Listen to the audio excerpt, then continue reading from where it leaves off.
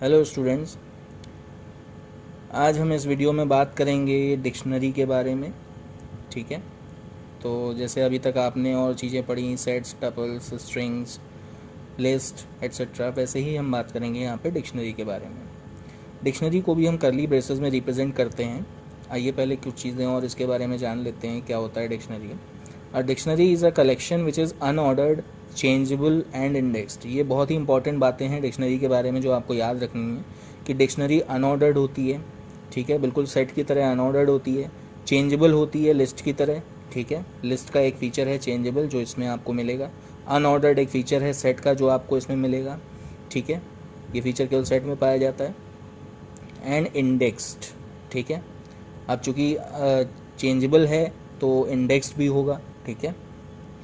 तो ये फीचर्स भी आपको यहाँ पे मिलते हैं देखने को कि ये इंडेक्स्ड है।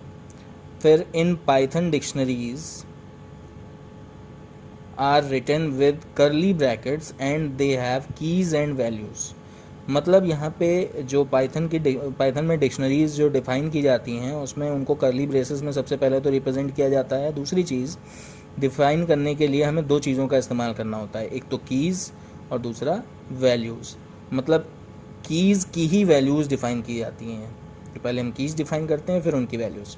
तो आप यहाँ देख सकते हैं मैंने एक एग्जांपल से इसको रिप्रेजेंट किया है जिससे आप समझ सकें कि what is actually a dictionary assignment और डिक्शनरी डेफिनेशन इन पाइथन।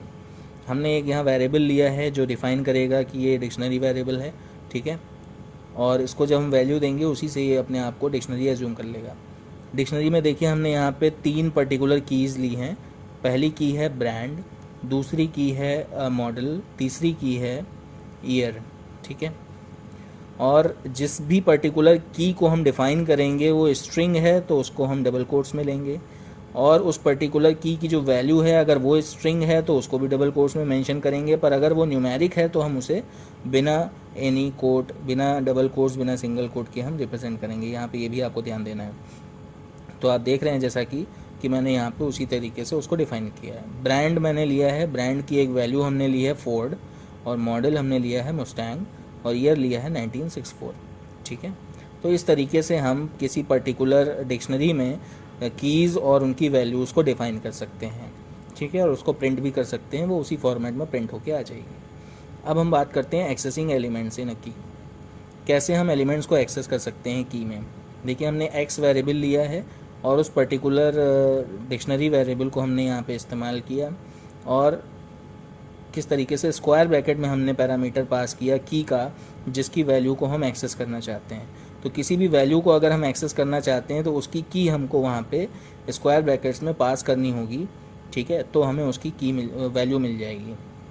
यहाँ पे देखिए मॉडल हमारा की है और हमने X is equals to this set यहाँ पे एक्चुअली गलती से लिख गया है। एक्चुअली वेरिएबल नेम जो है वही होना चाहिए जो यहाँ पे लिया गया है, ये होगा एक्चुअल में दिस डिक्ट, ठीक है, वो आप करेक्ट कर लीजिएगा।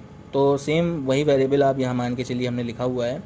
फिर स्क्वायर ब्रैकेट में हमने की लिखी, तो उस की के पर्टिकुलर जो वैल्यू हमें ऑलरेडी यहाँ पे डिफाइंड थी वही यहाँ पे प्रिंट हो जाएगी। This is the way to access the elements, ठीक है। Now we will talk about changing the values. Change the year to 2018। यहाँ पे ऑलरेडी बाय डिफ़ॉल्ट गिवन है 1964, इसे हम चेंज करेंगे अपने मेथड्स के हिसाब से 2018 में। देखिए कैसे करेंगे, एग्जाम्पल से आप इसको समझ सकते हैं। हर एक चीज़ के लिए एग्जाम्पल आपको गिवन है जिससे आप बेहतर ढंग से उसको समझ पाएँ। This dict is equals to, this dictionary का हमने शॉर्ट फॉर्म लिया, this dict is equals to, हमने यहाँ पे पहले वैल्यूज़ को असाइन कर दिया डिक्शनरी वेरिएबल में। फिर उसके बाद हमने चेंज करने के लिए अपना मेथड यूज़ किया। हमने जैसे एक्सेसिंग की जाती है उसी कॉन्सेप्ट को यूज़ करके यहाँ पे हमने नई वैल्यू उसमें डिफ़ाइन कर दी, ठीक है। हमने यहाँ पे दिस डिक्ट ब्रैकेट में हमने की दे दिया जिसकी वैल्यू को हम चेंज करना चाहते हैं डबल कोट्स में। फिर उसके बाद हमने उसको नई वैल्यू दे दी जो हम अपनी तरफ से मॉडिफाई करना चाहते हैं। फिर उसके बाद हमने दिस डिक्ट वेरिएबल को हमने प्रिंट किया। यहाँ पे भी एक्चुअली गलती से मैंने सेट लिख दिया है, आप उसको दिस डिक्ट ही मान के चलिए, ठीक है। ये लिखने की मिस्टेक है, बाकी कॉन्सेप्ट वही है जो मैं बता रहा हूँ, ठीक है। यही वेरिएबल यहाँ पे लिखा जाएगा, ठीक है। इसको मैं यहाँ पे करेक्ट भी कर देता हूँ। ये जो है आपका ये होगा DICT, ठीक है। तो दिस डिक्ट, ठीक है, इसको हम जब प्रिंट करेंगे तो यहाँ पे देखिए आप यहाँ पे वैल्यू चेंज होके आ जाएगी, ठीक है। कैसे यहाँ पे वैल्यू चेंज होकर के आ गई। पहले थी 1964, फिर हमने उस की को पर्टिकुलर दूसरी वैल्यू असाइन कर दी तो वो दूसरी वैल्यू यहाँ पे असाइन हो गई। ठीक है, तो इस तरीके से आपने देखा कि कैसे हम वैल्यू को चेंज कर सकते हैं। बस ये आप जो रिटन मिस्टेक है मेरी, इसको आप अपने नोट्स में करेक्ट कर लीजिएगा। ये मैंने वीडियो के माध्यम से आपको बता दिया है। ठीक है, आइए देखते हैं कुछ और चीज़ें इसके बारे में। Loop through a dictionary, print all the key names in the dictionary for x. यहाँ पे एक देखिए एग्जांपल दिया है मैंने एक, कि कैसे हम लूप अप्लाई कर सकते हैं डिक्शनरी पे। देखिए एग्जांपल के थ्रू समझिए। For x in this dict, x बिल्कुल वैसे ही लूप काउंटर की तरह इस्तेमाल होगा। दिस डिक्ट हमारा वेरिएबल है, डिक्शनरी वेरिएबल, फिर हमने कोलन लगाया ये शो करने के लिए कि लूप इज़ बीइंग स्टार्टेड। फिर हमने यहाँ पे एक्स को प्रिंट किया। तो देखिए जो यहाँ पे कीज़ हैं ना कि उनकी वैल्यूज़, जब भी हम फंक्शन मतलब यहाँ पे फॉर लूप का इस्तेमाल करेंगे किसी पर्टिकुलर डिक्शनरी वेरिएबल पे, तो हम केवल कीज़ को एक्सेस कर पाएंगे, ना कि उनकी वैल्यूज़ को। हम उनकी कीज़ को प्रिंट कर सकते हैं। तो जब भी यहाँ पे, इसीलिए मैंने लिखा है क्वेश्चन में प्रिंट ऑल की नेम्स इन द डिक्शनरी, जब हमें की नेम्स प्रिंट करने होंगे तो हम ऐसे उसको प्रिंट कर सकते हैं। अब देखिए जब हम उनकी वैल्यूज़ को प्रिंट करना चाहते हैं तो कैसे कर सकते हैं, वो अगले एग्जाम्पल में है। Print all values in the dictionary. अब देखिए यहाँ पे हमने क्या किया, हमने उसको जो है इंडेक्स के तरीके से हमने स्क्वायर ब्रैकेट में पास कर दिया एक्स को। ठीक है, यहाँ पे केवल एक्स को प्रिंट कर रहे थे तो हमें कीज़ एक्सेस हो रही थी। ये डिक्शनरी को एक्सेस करने का अलग अलग तरीका है। जब एक्स के थ्रू हमने केवल डिक्शनरी वेरिएबल को एक्सेस किया तो हमें कीज़ मिली। अब हमने जब एक्स को जो है एज अ पैरामीटर पास कर दिया एरे की तरीके से स्क्वायर ब्रैकेट में, तो देखिए इस वेरिएबल के थ्रू उस पर्टिकुलर इंडेक्स पे रखी हुई की वैल्यू जो है वो वैल्यू प्रिंट हो गई है। ठीक है, तो इस तरीके से की और वैल्यू को अलग अलग ढंग से आप प्रिंट कर सकते हैं। आइए और चीज़ें देखते हैं। Print all the values and keys in dictionary, जब अगर हम दोनों को प्रिंट करना चाहते हैं तो कैसे करेंगे, आइए इसके बारे में भी हम एग्जांपल देखते हैं।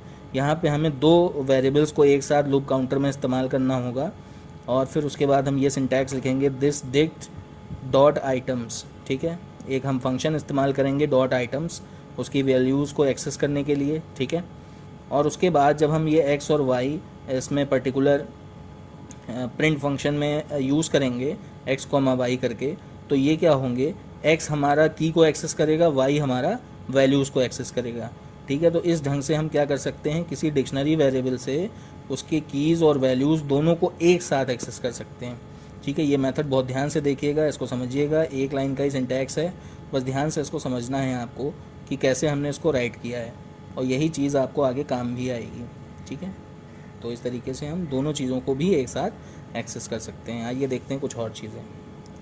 चेक इफ़ की एग्जिस्ट, अगर हम चेक करना चाहते हैं कि कोई की एग्जिस्ट करती है कि नहीं, जैसे हमने सेट में चेक किया था वैसे ही इसमें भी चेक कर सकते हैं। To determine if a specified key is present in a dictionary use the in keyword. In keyword का यूज़ करके हम चेक कर सकते हैं कि कोई पर्टिकुलर की मौजूद है या नहीं। कैसे, देखिए यहाँ पे हमने एग्जांपल दिया, पहले तो वैल्यूज़ को असाइन किया और कीज़ को असाइन किया, फिर हमने यहाँ पे एक कोड के थ्रू इसे चेक किया। इफ़ मॉडल, मॉडल हमारा की है। ठीक है, हम चेक करना चाहते हैं कि की प्रेजेंट है कि नहीं। If model in this dict, ठीक है, दिस डिक्शनरी एक वेरिएबल है, हम चेक करना चाहते हैं कि उसमें ये की मौजूद है कि नहीं, वैल्यू नहीं, की चेक करना चाहते हैं, ध्यान दीजिएगा। तो हम यहाँ पे क्या करेंगे, इस कंडीशन को लिखेंगे, फिर हम प्रिंट स्टेटमेंट देंगे। अगर वो प्रेजेंट होगा तो यहाँ प्रिंट होके आ जाएगा येस दिस की इज़ प्रेजेंट। ठीक है, तो ऑब्वियसली यहाँ पे ये की हमारी डिफाइंड है, तो ये अपने आप चेक हो करके हमें ये स्टेटमेंट प्रिंट कर देगी। अब चेक हमें करना क्या है, डिक्शनरी की लेंथ कैलकुलेट करना है। Print the number of items in a dictionary, ये चेक करने के लिए सेम वही लेन फंक्शन जो अब तक हम इस्तेमाल करते आ रहे हैं प्राचीन समय से।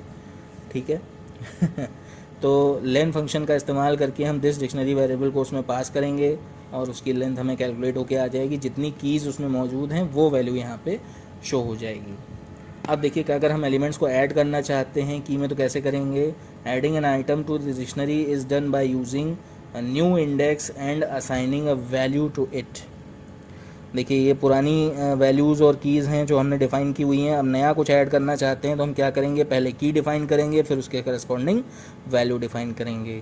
सिंपल तरीका, और इससे क्या हो जाएगा, एक नई की वैल्यू जो है हमारे डिक्शनरी वेरिएबल को मिल जाएगी।